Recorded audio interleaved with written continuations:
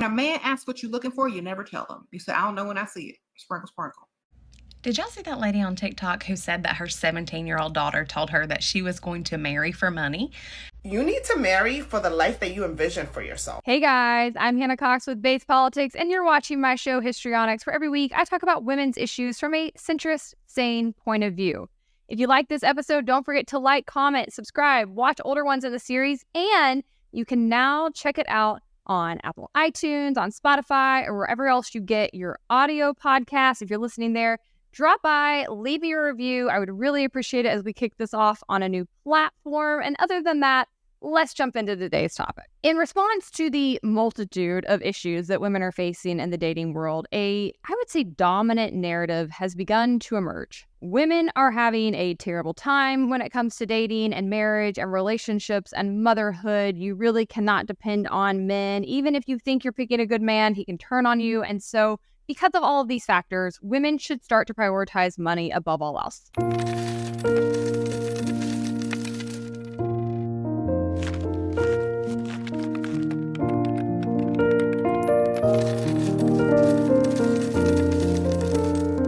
Some of the arguments that are informing this narrative include things like saying men can never bring as much to the table as women because they cannot reproduce. They rarely do the equivalent amount of housework in a relationship, emotional labor in a relationship, or even participate in the child rearing as much as women. They pose an inherent risk to women. Women can die in pregnancy. They are more likely to be cheated on. They are more likely to experience abuse and assault. On top of that are factors like men get more benefits out of marriage. Those benefits include a higher pay, a greater quality of life, better health, and in the long term, longer life. And the vast majority of men are getting all of these benefits while women take on all of these risks, while both people are increasingly expected to pick up the bill for the lifestyle. And so the thinking amongst a growing number of women is that if this is the scenario, if I have to take on all of these risks and costs no matter what I do, then at the very least, he should be picking up the tab. I shouldn't have to worry about money. And these women would argue that the financial picture, what a man can bring to the table, is the only way to really offset these costs and risks to women. Let's roll just a few of the prominent examples of these arguments. When a man asks what you're looking for, you never tell them. You say, I don't know when I see it. Sprinkle, sprinkle. I'm looking for old-fashioned man. That means somebody who paying. Sprinkle, sprinkle. They're trying to get a checklist to sleep with you. So if you don't give them a checklist, give them something very general. I like an old-fashioned gentleman. That means you got to pay. Sprinkle, sprinkle. Pay, take me shopping, impress me, open doors. If you ain't about that, keep it moving. They're looking for the checklist. So give them one. A very broad, general one. Old-fashioned gentleman. Period. If they're not old-fashioned gentleman-like, then they won't even pursue the relationship anymore. And you just dodged a bullet. Did y'all see that lady on TikTok who said that her 17-year-old daughter told her that she was going to marry for money? And the mom was like, but what about love?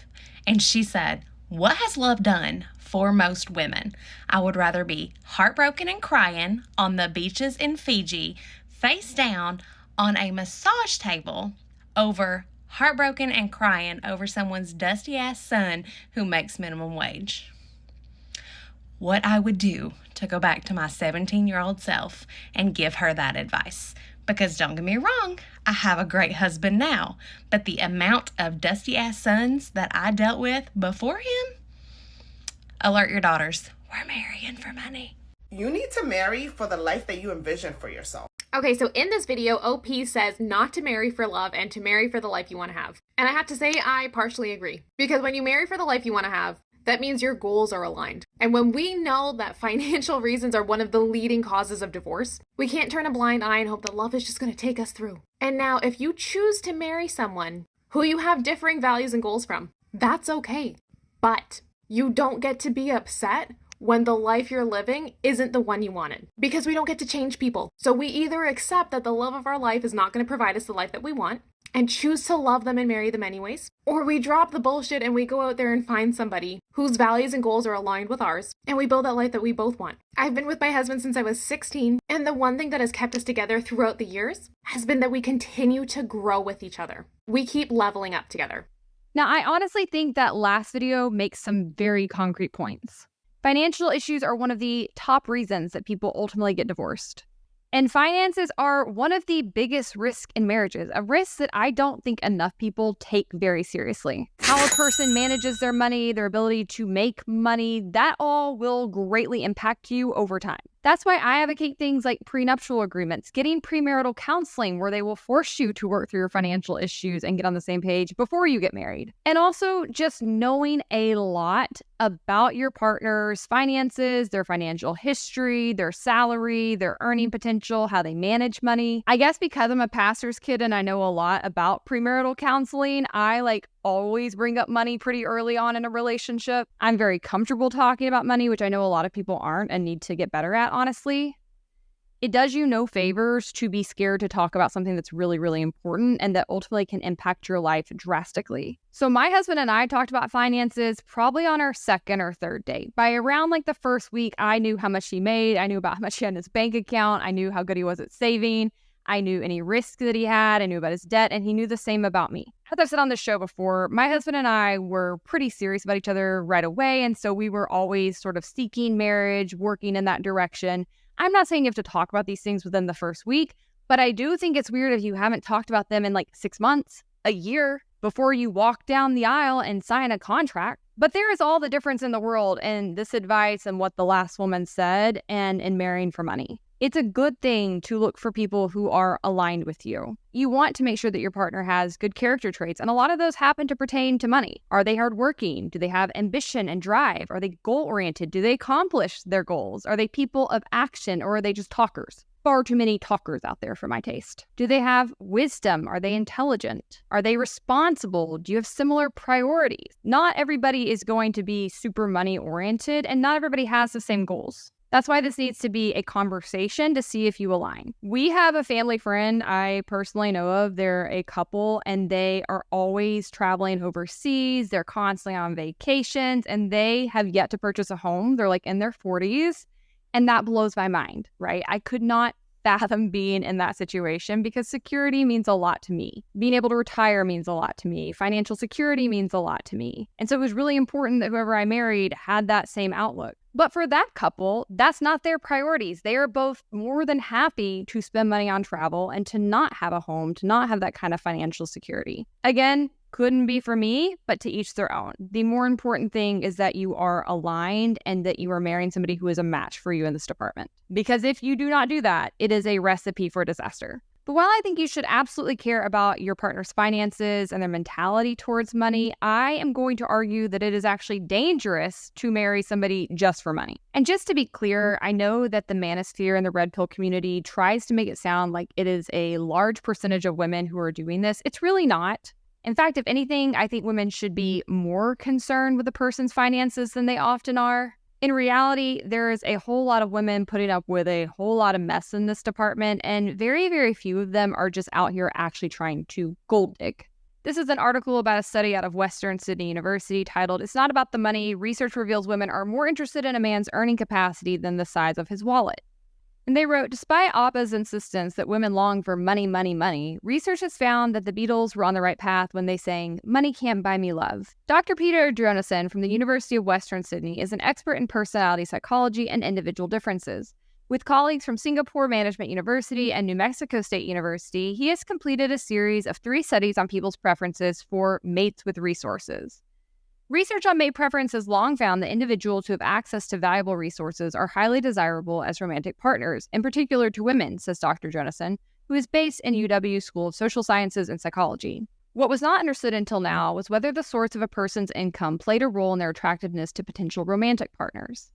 In 3 separate studies, the preferences of 668 participants for mates with money derived from a number of sources, including work income, inheritances, windfalls, and even embezzlement, was analyzed. In one of the studies, 100 women participated in an online survey in which they were asked to state whether they preferred a man who earned or inherited his money in a variety of relationships that differed in seriousness. The relationships ranged from marriage to one-night stand relationships. 90% of women preferred having a romantic relationship with a man who earned his money, while only 5% wanted to establish a romantic relationship with a man who inherited his money. For one-night stands, less than 60% of women wanted their partner to have earned his money, and only 40% of women wanted a man who inherited his money. These results show that as the relationships became less serious, the preference that the woman had for mates who earned their money also diminished, says Dr. Jonasson. However, it also reveals that regardless of the seriousness of the relationship, women would still prefer a mate who earned his money. It is just that the stringency of their selection criteria has been relaxed in more casual relationships. Dr. Jonasson says the results, published in the journal Personality and Individual Differences, are consistent with evolutionary theories which show that women place a higher importance on a man's capacity to provide for a family. Given the costly nature of rearing offspring in ancestral environments, women who failed to find successful mates would have struggled to reproduce. Women's preferences for successful males would have been passed on to offspring, leading to patterns we see today, he says. In addition, it is rational for women to prefer mates who earn their income over those who simply have money. The ability to acquire a steady supply of income through direct effort reflects certain underlying qualities such as intelligence and a strong work ethic. Picking a mate with these qualities is a safer bet for women because if the money runs out, there is a greater chance their partner can regain financial stability in the future. Dr. Jonasson says the studies also revealed an insight into the importance of the source of a woman's wealth to her potential male suitors. Across all sources of money, men maintained equal levels of willingness to date women. However, the level of willingness was slightly higher for earned money, he says. This shows that men too have a preference for women with a strong earning capacity, but not to the extent that women do. Particularly when it comes to short-term relationships, personal wealth is less of a consideration for men. So basically, that study finds that the vast majority of people are not gold diggers at all. Because if all you care about is getting a man's gold, if all you care about is just like finding a rich pig that you can lasso, you don't care how they got their money, right? But in reality, what women actually care about are the underlying traits that a person may have that could lead to wealth. And again, those character traits are obviously desirable. They are better character traits than their alternatives. People of even average intelligence do not want to be with lazy people, with stupid people, with people who they cannot rely on. And a woman caring about those things, a woman caring about your financial possibilities, your work ethic, that's not gold digging. That's just common sense. I feel like the term gold digging is becoming almost like a useless term these days because, as so often happens to words in the common vernacular, it's being overused to the point of losing its meaning. A gold digger definitionally is a person who forms a relationship with another purely to extract money from them. That means they have no underlying feelings for them. That means the money is their only goal in forming a relationship with them. And it means that they're going after somebody who already has money so that they can extract it from them. In contrast, a woman who is seeking out a partnership and oftentimes a father figure for her child, caring about your ability to provide, to be an equal partner, to take care of those kids, that's not a bad thing, and it is certainly not gold digging. And as I and many other women have said, and I guess we're going to have to continue to say, rich men aren't concerned about this, right? It's not rich men who are overtly concerned about gold diggers because ultimately they have the money to afford it. It is always the men who have no gold, who are patently obsessed with this phenomenon. And I really don't get it. I don't know if it's that old saying that like everybody thinks they're one step away from becoming a billionaire in America, or if it's that these men are just completely jealous of women and their ability to step into these kinds of roles if they choose to. As Christiana said on Twitter, red pill guys don't actually want to provide and protect. They want to be treated like passenger princess baby girls. And I think that's probably the most obvious reason why you see this group of men consistently whining about women gold digging or getting flew out or having things bought for them. They are jealous. They want to be the woman so badly. Now, you might be wondering, Hannah, if you're saying this isn't really happening, there's not that many women actually taking this advice, women aren't actually gold digging, then why create this episode? And the answer to that is I believe that content has a tremendous impact on the culture. I think a lot of these voices that are telling women they should just focus on marrying for money are going to continue to saturate. They're getting a lot of clicks on the apps. People are paying a lot of attention to them. They're gaining momentum, and I think that will ultimately influence how women think. When you also consider the fact that women are dealing with so many problems in the dating world, as I've discussed across every episode on this show, I think that there is a real potential a solid number of women are going to get frustrated at the picture and just take this advice. And ultimately, I think there are some real downsides to that mentality that often get left out of this conversation. Now, I want to be clear. While I do not think it is advisable for women to marry for money or date just for money, I'm also not suggesting that women should drastically lower their standards or date down. And I don't just mean they should avoid dating down when it comes to money. I think this is also true when it comes to looks, when it comes to the kinds of careers that you have. A lot of women have tried taking this advice, right? Women have been told for decades and decades and decades that they just need to lower their standards. And many of them have tried to do that because they do so badly want to get married and form families. And what they have found is that there are no Quasimodos hiding in their midst. The diamonds in the rough do not exist. I saw this post on Twitter that I don't totally agree with, but it does make this point, and I think it's a little funny, so I'll read it to you. It says, why you must pick a hot man to be in a relationship with, say, to an ugly man. Ugly men cheat on you. They're nothing special. All they use is games to try to keep you addicted to them because they're betting on your insecurities. They'll try to find it because they know they are nothing special themselves. Every girlfriend that has cried to me, their man was ugly, looked like a flea, a bus, looked old, broke, incompetent, whiny, etc. Handsome men, on the other hand, treat you right. This 6'4" handsome man I dated would literally tell me, you're the most beautiful thing I laid eyes on. You look like you could be in Vogue. And at parties, girls would ask to make out with him, and he'd be all like, no, thank you. I wasn't even there. My friends would see him around and would just tell me, don't give the uggo toxic man a chance, I beg you. Obviously, this post is a little harsh, but I have to co-sign it. Never have I ever been drugged by a hot man. Never have I ever been cheated on by a hot man. Never have I ever been abused by a hot man. And that's because hot men tend to like women because they have good relationships with them. So they're not bitter. They're not angry. They're not looking to take you down a notch. Obviously, I can't back this up with hard data, but anecdotally, this is spot on. And I saw another video recently. This one actually Brad sent me, my business partner, and he thought it was a little harsh, but I thought it was hilarious and also spot on. One thing we're not talking about enough when it comes to this whole Clinton Kane situation is that we as women need to stop giving ugly men a chance with us. And when I say us, I mean you and me, the pretty bitches. Brooke, you are the finest, most baddest bitch to ever walk this motherfucking planet, and you let Winnie the Pooh with the ball cap stress you out like that? And I can't, and I understand we've all been there, pretty bitches. We've all been there where we let the ugly guy with the great personality into our life, into our circle, into our vibration, into our thoughts, into our mind, into our energy. And what do we get out of it, girl? They treat us the worst. You give an ugly man a chance, they treat you the worst. Think, oh, because I'm the baddest bitch that he ever gonna meet, he gonna treat me good. No!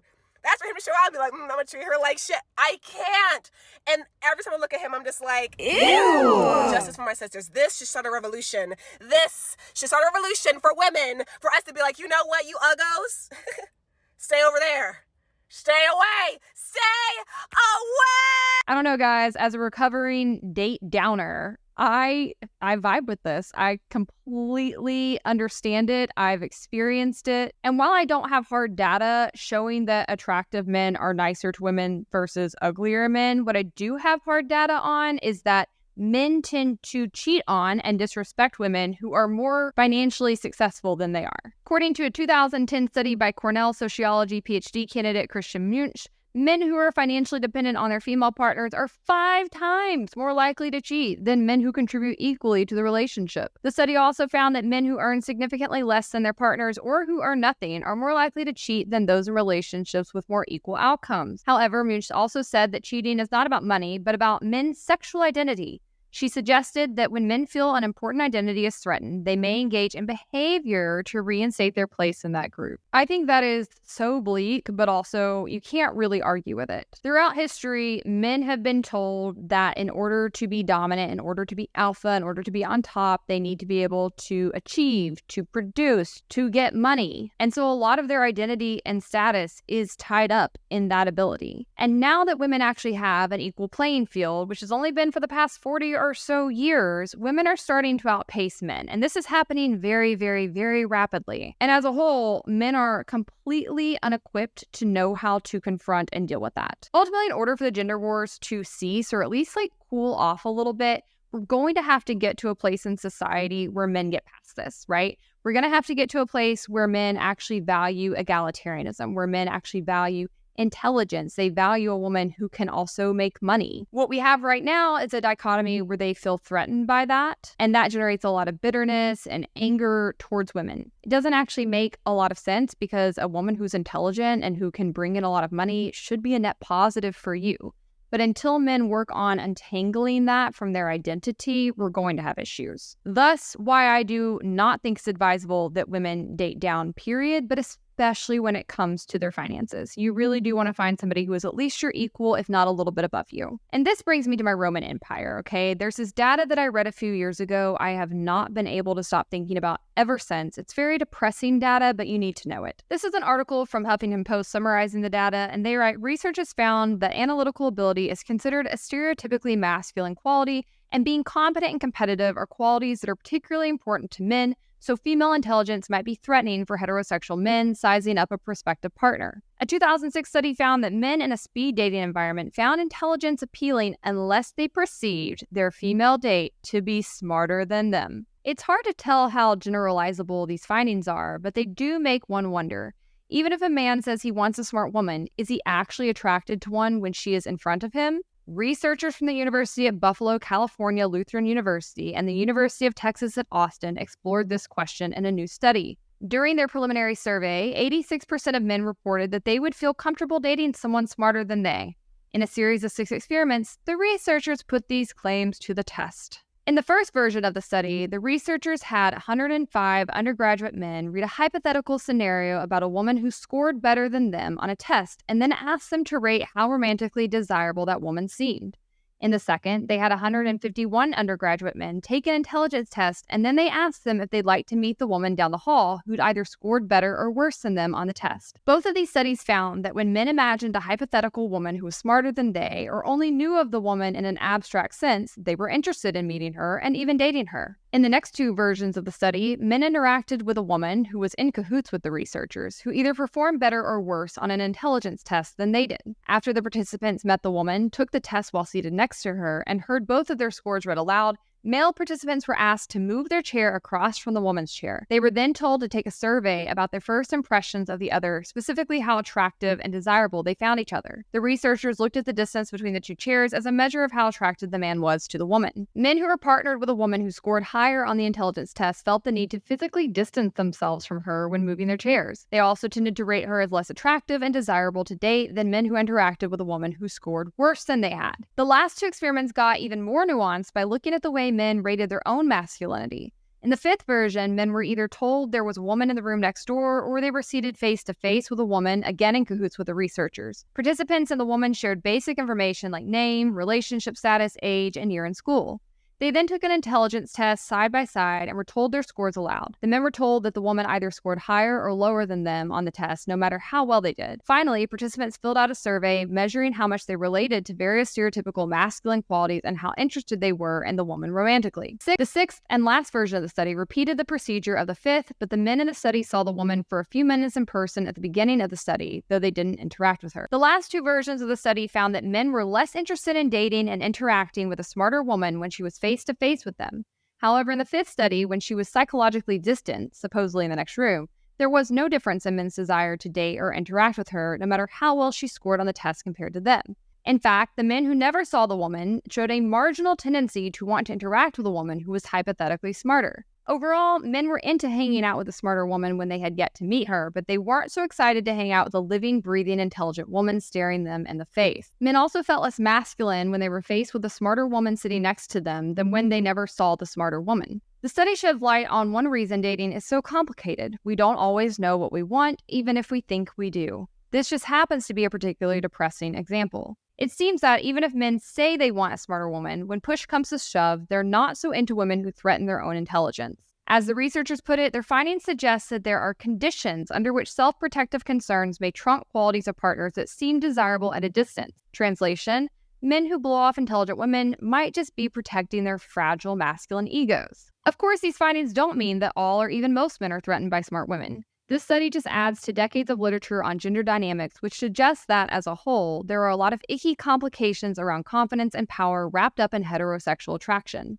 I obviously do not love this data, but I have never been one to let my feelings about facts cloud my judgment. And obviously, when taking all of these things into account, there's really no good argument for women to date down, especially when it comes to finances. But again, does this mean that women should take the advice of these other older women online and just seek out men with money? I argue that while I get the point, I get where they're coming from, I really do think there are more downsides to this plan than there are positives. Let's examine some. I hear so many women looking for a rich man. And so many women's mothers saying it's just as easy to marry a rich man as it is to marry a poor man, which is in fact true. But he or she who makes the gold makes the rules. What do I mean? There's always going to be an exertion of power with someone who has the money and or who's buying all the trappings. And they can be extremely intoxicating and enticing. Look at the housewives, because women get to flex and show off, and having money or getting things become their identity. And you end up masking needs that you really have, meaning sexual needs, intellectual needs, creative needs, energetic needs, and you're kind of medicating through stuff. And men often use this as a control tactic for them being the ones in charge, where you guys are going to go, where you're going to travel, where you're going to live, what's going to happen. And in unfortunate cases, there becomes a breakup or a divorce, and then a woman has to fend for herself, doesn't have power because she hasn't focused on her own career. And what happens often when the man has the money or leads with luxury, the woman gets so addicted by it and isn't really dealing with her own issues. And then she doesn't have the motivation to have her own career. It gets to be really tempting. Who doesn't want to just sit around, I guess, and lunch and not have to worry about anything when someone's financially taking care of you and buying you things? But everybody has to end up paying the bill. And what ends up happening is women feel bored, useless. Their lunching is a verb, their shopping is a verb. And you end up having to be with yourself and realizing that showing off to other people and flexing and having all these nice things was really filling another void that is less obvious. That's more about who you really are inside. So beware. It's okay to marry someone with money, but make sure that you have your own power and have your own also, so that dynamic doesn't become your identity. I love Bethany Frankel, and I love that she's speaking on this. She's obviously a very wealthy woman. I believe she's also married wealthy men, but she's a hard worker, right? She set the whole stage for what we see as influencer culture now, where she got this reality show and she used it to create tons of businesses and make a ton of money. So much so that nowadays, if you try to go on a reality show on Bravo or one of these other networks, they actually have a Bethany clause in their contract saying that they can take some of your proceeds if you start a business. She's extremely savvy, and she absolutely does know what she's talking about here. For me, growing up, I was always far more interested in becoming a rich man versus marrying one, right? I am a Capricorn, and I don't buy into astrology very much. I think your daily forecast or whatever they're going to call it, horoscope, stupid. But what I do think is accurate is the birth signs, because every time I read about Capricorn, I'm the most Capricorn person who's ever lived, right? I am Capricorn with every fiber of my being, which means I love money. I really love money. I love financial security. I love making money. I am a money-driven person. But that has always led to me having a very, very good work ethic, to being very ambitious, very hardworking, very driven, very goal-oriented. And I think, honestly, that has saved me a whole lot of problems. I also have just never understood the appeal, right? I've never understood the appeal of not having to work.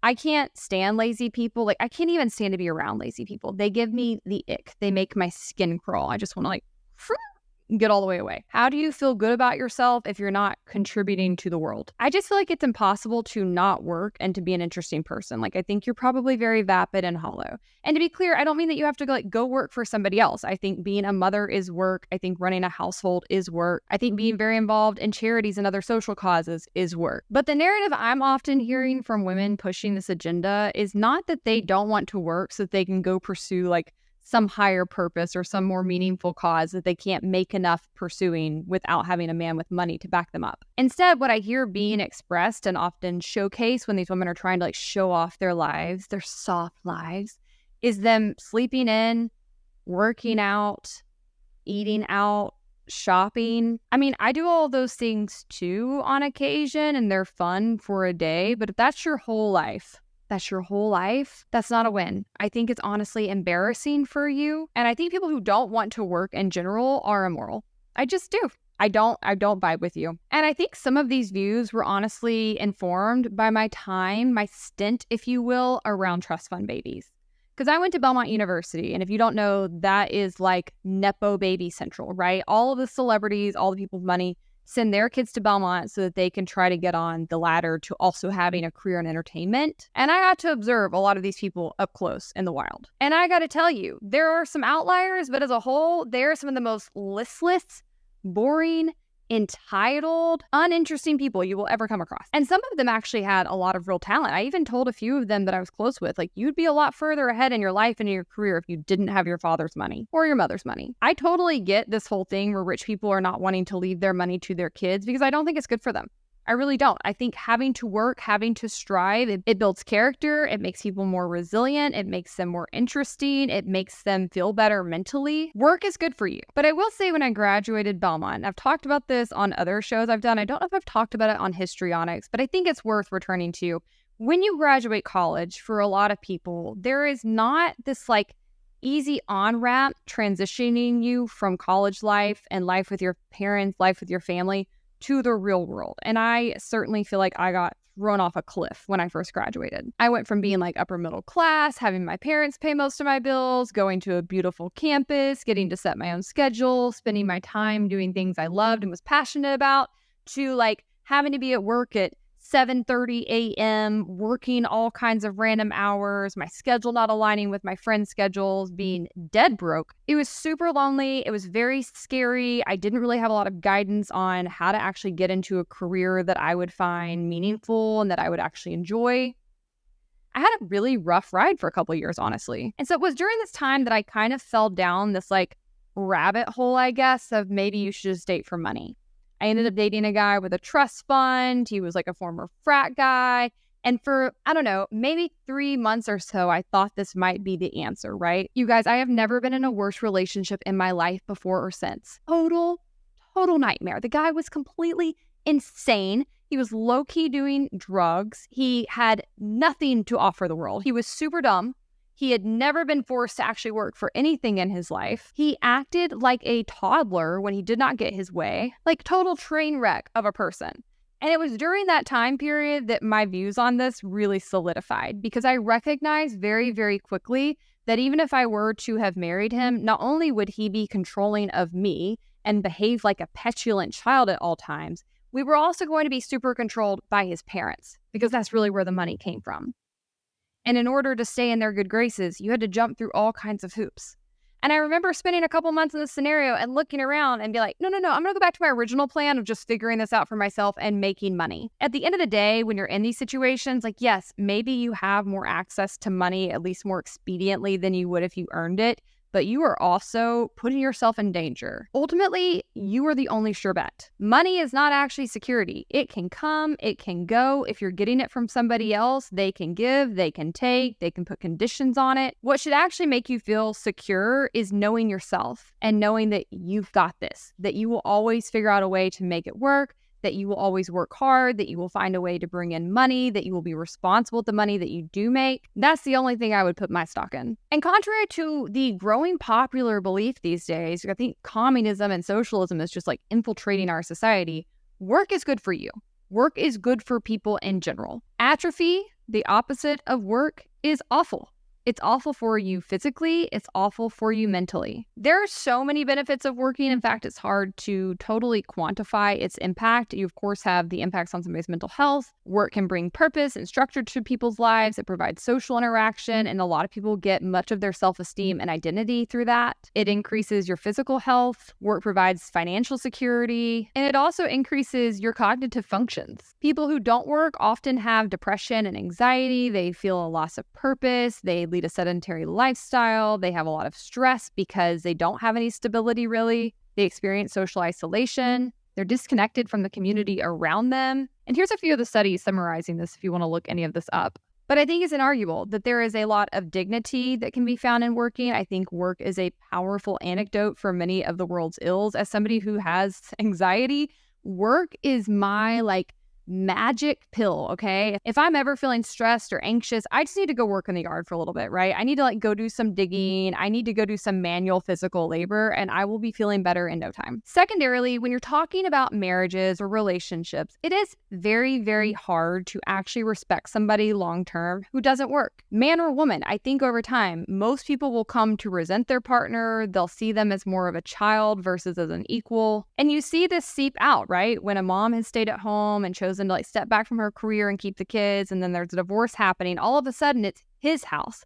It's his money. You can see my whole episode on trad wives and why that is also a very dangerous pathway for a lot of women. But I simply do not believe that most people really respect their partner if they're not working. As Bethany says in her video, money is power. And while financial stability is certainly important, material things, they lose their sparkle over time. They're not a substitute for actual needs. They're not a substitute for real love. And even though a lot of people might use those kinds of things to mask the underlying problems, I think ultimately you can only run away from yourself for so long. As this article in Psychology Today points out, money cannot buy love, but money does increase the chance of finding love because we know that people with higher incomes tend to marry more often. And love also decreases the need for money. I think that's very well put. Obviously, if you're very deeply in love, money probably matters less. They also say a higher income is associated with less daily sadness, but not more daily happiness. I think this is so important. There's other research showing that people's like happiness kind of taps out at a certain level of income. Basically, as soon as people have their needs met and they have a little like spare money, there's not a whole lot more happiness money can buy.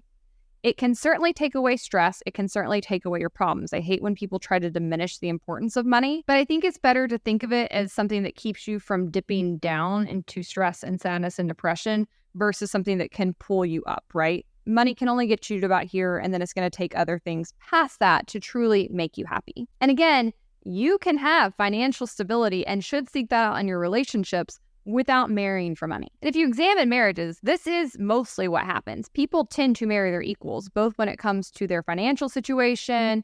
They marry people around the same age as them. They marry people from similar backgrounds as them. They marry people who are about the same level of attractive as they are. That's just how sort of mating tends to go. This isn't really something you have to like put your thumb on the scale for in most scenarios. And when you do have these imbalances of money, you have an imbalance of power, and it often does lead to the person who has the resources being very controlling. Personally, I think entering these kinds of relationships, these kinds of marriages, it's basically the same thing as selling yourself into slavery. You are giving up your identity, you are giving up your autonomy, you are giving up your sense of self for a price. And for a lot of these women who are getting married, that price may not even last you a lifetime, especially if he gets tired of you and leaves you. This article in New York Magazine for The Cut has been going viral for all the wrong reasons. Basically, just to generalize, the author thinks that a woman's only power is her youth, and that youth is gone by about age 25 and definitely by age 30. She claims she's making a case for marrying older men, but what she's really doing is making a case for marrying rich men. So she met her now husband when she was 20 and he was 30. First of all, 30 is not old. Let's not get that twisted. Second of all, I know a ton of 30-year-old men who don't have any of their shit together. The 30-something-year-old men I know cannot provide for a woman. You married rich, sweetie, congratulations. We are genuinely happy for you because some people really want that and nothing more in life. I love Shira Seven, who's also known as the Sprinkle Sprinkle Lady. She encourages women to marry for money, to marry a rich man, and I wish that I was that kind of person. I want to be that person, but I'm just not. The reason I can't do that is because I don't want to be controlled in any fucking way. And if a man holds the power of money over you, he will control you. Not only because he can, but because he'll want to. And he knows if you don't comply and submit to him, he'll find someone who will. I'm an Aries. Submit to a man? No, not happening. The author writes, I read myself occupied, make myself free, materialize beside him when he calls for me. So she is at his beck and call when he wants and needs her. She says here, my husband isn't my partner. He's my mentor, my lover, and only in certain contexts, my friend. That is depressing. She goes on to say, this is the wine you'll drink, where you'll keep your clothes. We vacation here. This is the other language we'll speak. You'll learn it. And I did. First of all, he met you when you were 20, so you weren't even legally allowed to drink this wine. But like, babe, do you get to have like any opinions at all? Do you get to have any preferences? No, because he met you when you were 20. So you didn't even really know what you wanted and liked. He gets to dictate that for you. She touches on the fact that most relationships are transactional, even if they're just like tiny transactions, or maybe even compromises could be a comparable word. And I agree with her on that. You're always going to be giving something up. It just depends on what you're personally most comfortable with giving up. He talks about her friends who chose a man her age who's an equal partner, and those women have to raise their boyfriends, teach them how to do laundry, tell them to pick up their towels off of the floor, learn how to floss. But the author is giving up her autonomy, her vibrance, and her youth to a man who's going to mold her in the way that he wants her. I guess she would rather be taught than to teach, but not all men our same age who don't have wealth lack complete self-sufficiency. Without her French husband's massive amount of money, at 30 years old, he could be playing video games in his mom's basement if he had played his cards wrong. Age means nothing. It's the money. She writes, I live in an apartment whose rent he pays, and that shapes the freedom with which I can ever be angry with him. Couldn't be me. And then she writes, I would survive. Oh, if they broke up. If he betrayed her and they broke up, she says, I would survive, but would find in my humor preferences the way I make coffee or the bed, nothing that he did not teach, change, mold, recompose, stamp with his initials the way Renaissance painters hid in their paintings. That part doesn't make any fucking sense. Money allows freedom. We all know that. Do I want that money to come from someone else? No, because I'm giving up my own independence, my own agency. I mean, sure, I've had to work for my money, but what are you doing with all of this leisure time in your early mid-20s, being at his beck and call? She says they will have children soon, and I'm sure they'll pay for some high level of childcare. But what happens after you pop out a couple kids and you no longer have your youth, which is what attracted him to you in the first place? I hope for her sake he still wants her after she gets older. I mean, sure, she'll probably get a lot of money in the divorce, but then she'll be a single mother with no career. Being a trad wife is a risky fucking business. Here she writes, I could not understand why my female classmates did not join me, given their intelligence. Oh, I don't know, because they want to be valued for something more than their youth, which is fleeting in literally everyone. God forbid they want to use their intelligence for something valuable. She says, women really do have a tragically short window of power, which in her mind ends at about 25, 30 max. This is so depressing. When they start talking about women being old and their eggs drying up and them hitting a wall and having no worth after the age of 30, it's like, my brother in Christ, we don't want men like you anyway. We want to be with the kind of men who appreciate an equal, who appreciate something like intelligence in a woman. You want a 20-year-old when you're 30 because her frontal lobe hasn't even developed yet. She doesn't have her silly opinions and won't enforce her expectations on you, which you can't meet anyway. I am baffled, I mean truly baffled, when men in the red pill community try to push this narrative on women that like, nobody's gonna want you past age 30. Men only value women for their youth and their fertility. Why would any woman want to entertain, much less marry a man with this mentality? If you are going to be with somebody who only values you for your looks and your youth, you are just plain out stupid, because guess what? You are going to age and your looks will probably age with you. I've heard of some really stupid decisions, but any woman entertaining a man with that mentality has to be like at the bottom of the intellectual ladder. Like, those kinds of men are creeps. They sound like wannabe. And if they truly believe that, they deserve to be in isolation. Leave them at the wall. The woman in this TikTok is absolutely right. There is a reason why these older, rich men try to seek out younger women. Again, most of them don't, right? Statistically, we know that, but the ones that do, they're doing it because they want to control someone, and no one their age takes them seriously, which I think just speaks volumes about these kinds of men, because if you can be entertained by somebody like the woman who wrote that article, who's just mostly a paper doll of a human, then you have to be pretty boring and shallow yourselves. When I was a bit younger, I dated a guy who was slightly older than me, and this was 110% who he was. He absolutely thought because I was younger that he was going to be able to like control and shape and mold me, and he expected me to think everything he had to say was so amazing. But in reality, he was one of the dumber people I've ever dated. And that's why he led with his money in most cases. But he picked the wrong younger woman, because I was not going to be controlled, and I also just happened to not be stupid. So I saw through him very, very quickly, and it enraged him. And I'm pretty sure he's gone on to consistently continue seeking out younger and younger women, because that is the only like bandwidth that kind of person has, right? Once a woman's frontal lobe is developed, he can't get very far with them.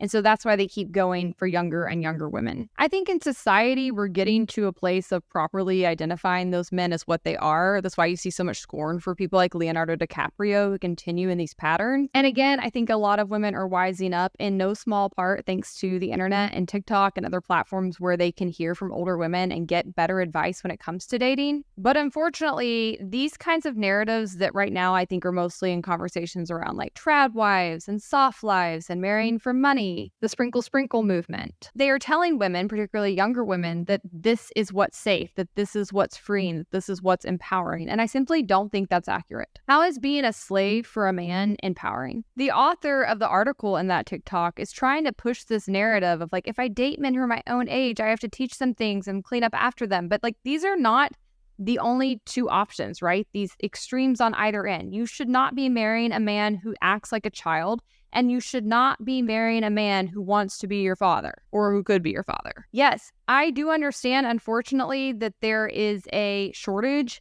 of men over here in the like equal partner camp. That's one thing I'm trying to address and hope to try to somewhat fix through this show. But it doesn't mean you should settle for either of these extremes, right? Like I think that's the dominant thing I wish women would get through their heads, is it really is better to be alone. It really is better to wait it out until you do find somebody over here in this zone who is well-adjusted, who sees you as an equal, who values you for more than just your looks and your youth. And while I do think we need more men who are in that camp, it's not like they don't exist, okay? I can't stand this whole conversation from both men and women where they're like, there's no good people out there. There are good people out there. Oftentimes you're overlooking them. Oftentimes you're prioritizing the wrong things. Oftentimes you're not going to places where they might be found. And sometimes you need to do some work on yourself. You don't want to be with a man who you're having to teach to pick up his own clothes, but you also don't want to be with a man where you're going to have to be changing his clothes soon, right? Including his diapers. Don't end up a hospice wife. That's a terrible, terrible life sentence. I also want to draw your attention to something that I thought was especially terrible in that article, where the OP says that she has to be careful or picky about the areas where she gets angry with her husband. Like, let's stop for a minute and dissect that. That is not healthy. That is a recipe for abuse and disaster. If you are with a partner where you cannot show full emotions, where you cannot react to things appropriately, where you are not able to judge them, to critique them, to be angry when warranted, that is awful. That is not healthy. Again, that is a relationship where you are being controlled and where you are not a full autonomous individual in that relationship. It makes me think of my relationship with my parents growing up, which honestly got so much better once I graduated college and they cut me off. At the time, it seemed like the worst thing in the world, but really, it did so much to deepen our relationship with one another because finally I was a real equal. I could no longer be controlled by them. They had to actually treat me as a full autonomous adult. I could create my own boundaries. You simply do not have that same ability when somebody else is holding money over your head. And that didn't feel good to me as a child between my parents and I. I can't imagine what that would feel like between your partner and you. Ugh. Whenever I talk about these cases lately, I think about Betty Broderick, which is one of my true crime cases I can't get out of my head. For those of you who aren't familiar, Betty Broderick was a trad wife. Traditionally, I think she got married in the 1950s or 60s. She helped put her husband through both medical school and law school. And in the process, she had 4 kids. And I think she did work part-time during those early years. But once he made it as a high-profile attorney, she kind of became a socialite and a trad wife. And once her oldest kids were in high school or college, he basically got tired of her, ditched her for a woman who looked just like her, but who was significantly younger and who worked with him at his law firm. And not only did he leave her, but he hired a pretty vicious attorney. He was very well connected as an attorney himself, and he basically got just about everything, including custody of the kids. Now, obviously, I'm not co-signing anything Betty did, and she was pretty mentally deranged, but she ended up buying a gun and killing both her ex-husband and his new wife a couple of years later.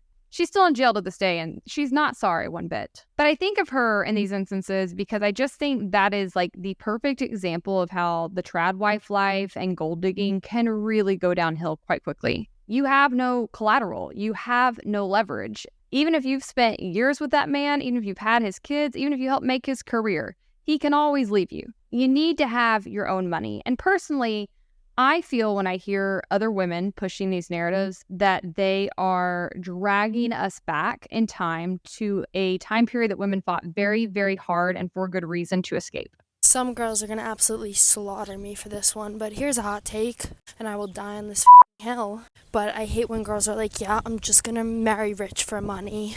Huh?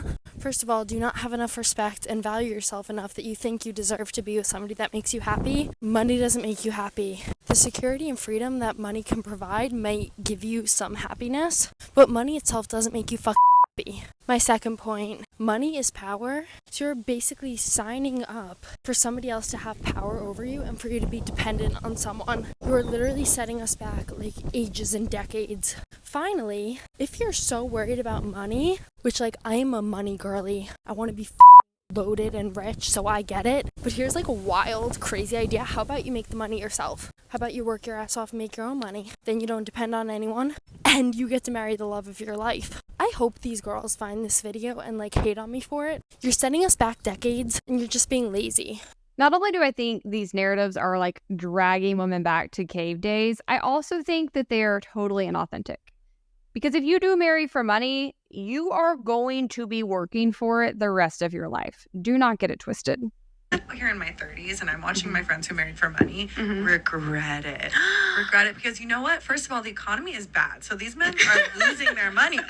So the money, you just can't rely on those the money. crypto kings, they're shaking. Crypto kings, but also, honey, even the stock market, like they are shaking in their boots. My best friend Paige's mom, to give credit, her favorite quote was, "If you marry for money, you will work for the rest of your life." Oof. How powerful. I hear this all the time, this phrase, and the one, if you marry for money, he will make you earn every single penny. I hear these two phrases all the time. And I do agree that if you marry for money, only for money, it must be really exhausting to spend your entire life pretending that you love these men. It must be really, really exhausting. I agree. It would get so tiring. I don't know about you guys, but I cannot fake liking somebody for long. I do a really bad job on it. I guess I'm more like hard on my sleeve kind of person, but once I don't like somebody, I don't like them and I don't want to be anywhere near them. I love my husband to death, and there are still days where I'm like, I need a moment. I'm going to take a little time to myself. Imagine being locked in a home every single day with somebody that you don't like just because they can buy you some nice things. On top of that, people can always lose their money, right? You're getting married to somebody and their money could be gone tomorrow. And especially if they're somebody who got that money by means other than working for it themselves, what actual proof do you have that they'll be able to get it back? When you enter in these kinds of arrangements, you have to work to keep your spouse interested in you. And that's because you've made yourself into a commodity. You're not actually in a relationship where you can truly know and be known by another person, where you can evolve, where you can grow together, which I just think is sad. That's one of the most beautiful things about marriage. But on top of that, you've basically turned yourself into a shiny toy. And like I said earlier in the episode, materialistic things, they lose their shine over time, right? There's always new and more interesting toys. So you're constantly going to be in a competition to keep his attention on you. And in the process, I think you're going to lose a lot of respect for yourself. Because not only are you having to fake attraction, fake interest in somebody that you don't ultimately feel connection with, but you're having to prostitute yourself in order to keep your bills paid. I just think that would be completely demeaning and over time would really eat away at somebody's self-esteem. You also make yourself very vulnerable to dangerous situations. Not only can he cheat on you or leave you, not only do you not feel the same ability to express anger or disappointment with him, but it's also going to be a whole lot harder to get away if he does become abusive towards you. Rich men can hire really good attorneys, sweeties. They often have police and judges in their pockets, meaning that in the event of a divorce, especially if there's kids involved, you are very, very vulnerable. There's also the fact that a man can be rich and not have a provider mentality, right? A lot of rich people tend to be very stingy. They're not generous in any way. That's why I said you should prioritize character traits that can speak to a person's earning potential, like being hardworking and their tenacity, and also pay attention to things like their generosity and alignment in your goals and how you view money. Those things are far more important than the dollar amount somebody has in their bank account. In the comments, I often see dialogue that I find pretty frustrating because this show is very, very obviously for women. It's about women's issues, it's from a woman's perspective, and while I do try to acknowledge things that may impact men as far as women's behavior, that's not the point of the show. And in response to some of the show's very real and pressing topics, I see so much whataboutism from men in the comments, which typically to me just signifies you don't actually want to have a balanced conversation because there is a whole side of the internet right now talking about women, right? That's what I'm responding to half the time in these episodes when I'm discussing red pill narratives. I don't have to pile on women in order for the things I say about men to be concerning and problematic. But as I've said in many episodes of this show, while this show is about women's issues and from a woman's perspective, some of these things do apply to men as well. Men should be concerned about actual gold diggers. I think oftentimes those people are unethical. And I also think wealthy men who don't concern themselves with these issues often pay for it in the end.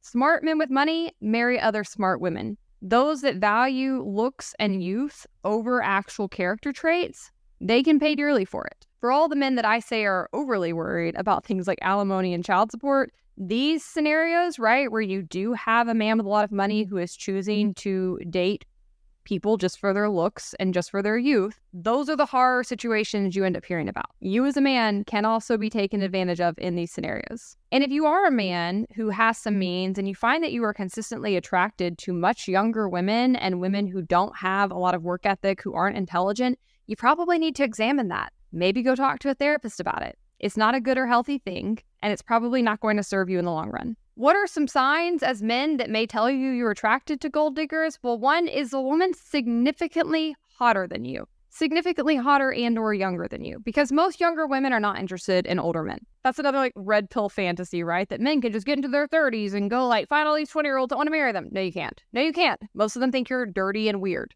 But if you do find that a woman is far younger than you and super hot out of your league and she's interested in you, it is probably like a 99.9% certainty that she's just after your money. I love the James O'Keefe videos. He was formerly with Project Veritas and now he has a different company he's running, but he does all these sting operations with people in high positions in government or other corporations. And oftentimes he does his stings by having a member of his staff pose on a dating app to get a date with them. And then on the day, that person will coerce information out of them that typically makes the person look very, very badly. And what's hilarious about those videos is, as my business partner Brad points out all the time, like, you're getting honeypotted, right? If you have somebody who's way younger and hotter, like reaching out to you, wanting a date with you, that seems super interested, there's probably a setup there, okay? And if you don't work for like Disney or the government, it's probably not James O'Keefe, but it very likely could be a gold digger. Other questions you should ask yourself are the same things I'm telling women they should care about. Is she hardworking? Does she have ambition and drive? And that can be on the career ladder. It also can be that she's ambitious for having a family and wants to be a stay-at-home mom. That is real work. I'm not discounting that. Is she wise? Does she have intelligence? Does she have a strong sense of morality? Is she materialistic and superficial? And I want to like put an asterisk here because I think there's a difference in liking and acquiring nice things and being materialistic. I personally love nice things. I buy myself nice things pretty frequently. That does not make me a gold digger. It doesn't even make me high maintenance because I'm going out and earning the money and buying it for myself. The difference is I'm not looking for a man to necessarily buy me like all kinds of nice, expensive things, especially early on. And I'm not looking for a man to like elevate my lifestyle above what I myself can provide. I think this next TikTok is actually terrible advice. Now, the first thing I would say when a man tells me I'm dating a girl, I want to figure out if she's a gold digger or not, is did she come from money? Now, if she has really expensive taste and she likes really expensive things, but she didn't come from money, so it wasn't embedded from her childhood, it wasn't her father that was showing her this expensive life, she doesn't have a career and she doesn't have a stable background in terms of trajectory where she sees herself financially, chances are it came from another man. A man showed her this lifestyle and now she's become addicted to this lifestyle. So look at her taste and then look at her childhood. If they are in line, she's not a gold digger. She just comes from money and is attracted to men with money. But if her childhood was very financially insecure, but her standards are very financially expensive, then chances are a man introduced her to that lifestyle and it's a lifestyle that she wants to keep. The reason I think this is really terrible advice is, again, like, I had a whole 10 plus years in Nashville around tons of trust fund babies. They are some of the biggest gold diggers I've ever met in my life. A woman coming from money is not indication that she's not a gold digger. I guess you've never been around women who come from money if you think that. Again, a lot of these Nepo babies have zero work ethic. They have built no character. They have no resilience. They've never had to go out and earn anything. And because of that, they have zero confidence in their own ability to go build something for themselves or keep up with the lifestyle they enjoyed from their parent. And again, many of their parents are not into leaving them huge inheritances. So they are desperately trying to marry into money. Like, honestly, the friend I had in college that prioritized men with money the most, and the one that I think absolutely did marry for money, came from money herself, had no career to speak of, and was the biggest gold digger of anybody around me. Here's some more bad advice. If she's ever obsessing over your job title, could be a sign that she's obsessing over your paycheck. If she's constantly leaving her wallet at home, planning super expensive dates that only you pay for, constantly asking you for expensive gifts early on in the relationship, seems to me like she's more interested in dating your wallet than she is in dating you. Wanting to assess what your job is, what your career is like, what your financial position or history are, those are good and normal things for someone to be doing. I'd even say they should be mandatory. They are not signs that a person is a gold digger. But the second half of her video, I'll give some credibility to. If a person's asking for really expensive gifts, if they're planning expensive trips and expecting you to pay for everything, that's a red flag. Now, personally, while I've always made plenty of my own money and I plan to always work, I do think a man should pay early on in a relationship especially. So not bringing her wallet, not offering to split the check, that's not an indication that she's a gold digger. That probably is just an indication that she has more traditional values. Which is why you should discuss these things somewhat early on to see if you are aligned. I'm curious, men who listen to this, have you had a woman actually ask you for expensive gifts or trips? Because I don't know, maybe I just hang around high quality women. Maybe they aren't telling me the truth. I don't know a single woman who's ever done this. Have they received nice gifts and trips from men? Absolutely. And they're always very gracious and excited for that. But they've never asked for it or demanded it. The one case I know of in my life where this has happened was a man that was literally shaking down a friend of mine. I saw the text, like demanding Gucci shoes, trips, money. It was wild. So I'm just going to say that's a red flag. A person asking you for money before you're married, especially, red flag. But as you can see, this conversation gets twisted, right? Like so many of the people who are discussing this, they want to merge these very like normal and natural concerns around money and seeking to understand somebody's financial history with gold digging. And they need to be completely separate conversations. Another red flag for a woman that might be a gold digger is she a deadbeat? Does she have a victim's mentality? How to recognize a gold digger. The gold digger woman is the woman that actually brings nothing to the table and is looking for a man to save her entire life. Right. That might include even paying her parents' bills. That might include covering her every single part. A woman who's a good woman and is looking for somebody on the same intellectual and financial level as her is somebody that doesn't want you to save her in any way, shape, or form, but she would like somebody on the same or above what she's used to in her life and what she's created in her life. Now, if in her life she's got a good education, good career, comes from a good family, she isn't incompatible with somebody who's not on the same level.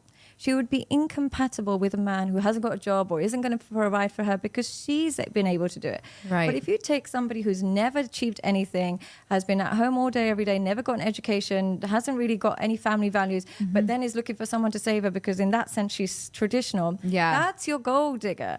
So the gold digger is not that successful woman or she doesn't have to be major successful, but just a traditional woman who wants to start a family and wants someone she can rely on. That's not a gold digger. Yeah. That's just somebody who wants start a good life.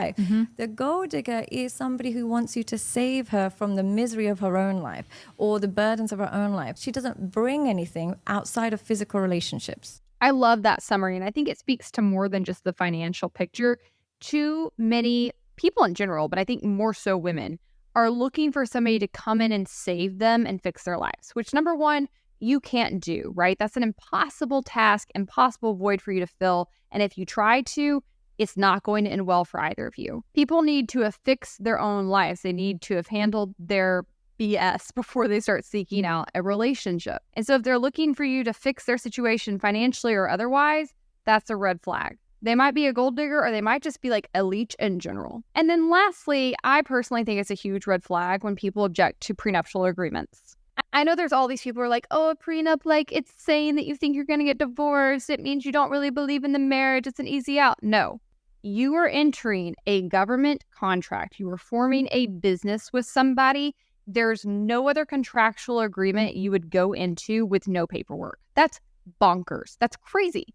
I don't believe in divorce in the vast majority of circumstances. I don't intend to get divorced. I have a prenup. I own 2 businesses. You have to be off your rocker to not have a prenup. And if somebody objects to a prenup and objects to just setting the terms for which you're going to enter into this contract, huge red flag. The last thing I guess I want to say about all of this is back to the women's side of things, which is don't forget women, men can be gold diggers too. And while it is less common, I think it's unfortunately something that's like increasing as women start making more money, as they're getting more degrees. It's something women need to be wary of too. I have unfortunately seen a lot of women on TikTok speaking about paying men's bills, paying their child support, paying rent to live in a home that he owns, but that she's doing all the work to. So it's something women need to be wary of as well. All right, guys, that's a wrap. I hope you enjoyed the episode. Can't wait to read your comments and your thoughts. Don't forget, like, comment, and subscribe to the channel. And until next week, stay based. If you like this episode, don't forget to check out others in my series, Histrionics, here. And you can watch my other weekly show, the Base Politics Podcast, here.